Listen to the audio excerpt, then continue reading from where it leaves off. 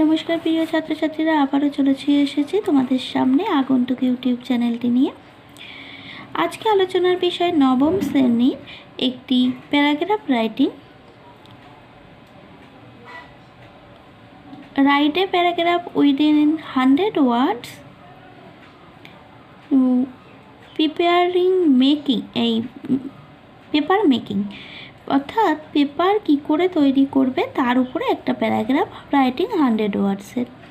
এটা তোমাদের ক্লাস 9 অর্থাৎ নবম শ্রেণীর পেজ নম্বর 9-এ এক্সারসাইজ 6 যেটা আছে সেখানে পেয়ে যাবে সেই প্রশ্নের উত্তর। এটা ঠিক আছে, কত বললাম? পেজ নম্বর 9 এক্সারসাইজ 6। তো চলে আসি আলোচনায়। কি লিখবে দেখো।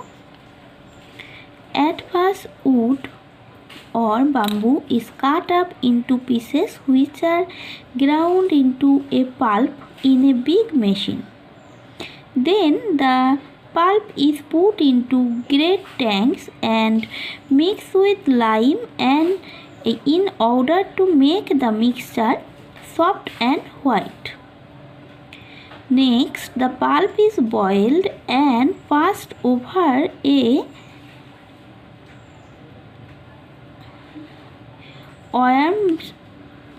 worms which is kept moving by roller.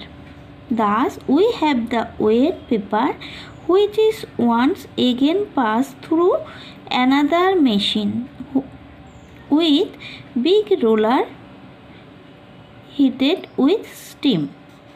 There the wet paper is pressed and dried.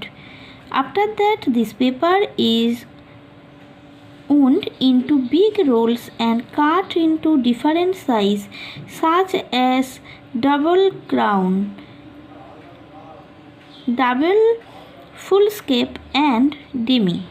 Finally, the cut paper is packed into reams.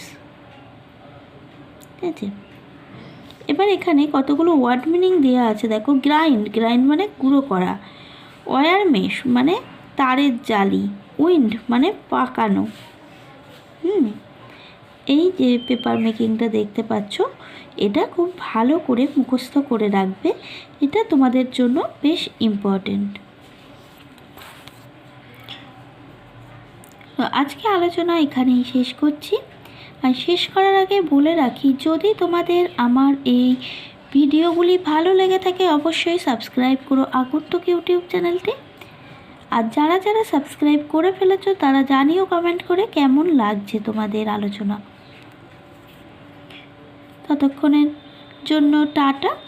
পরের দিন চলে আসবো আরও একটা নতুন ভিডিও নিয়ে।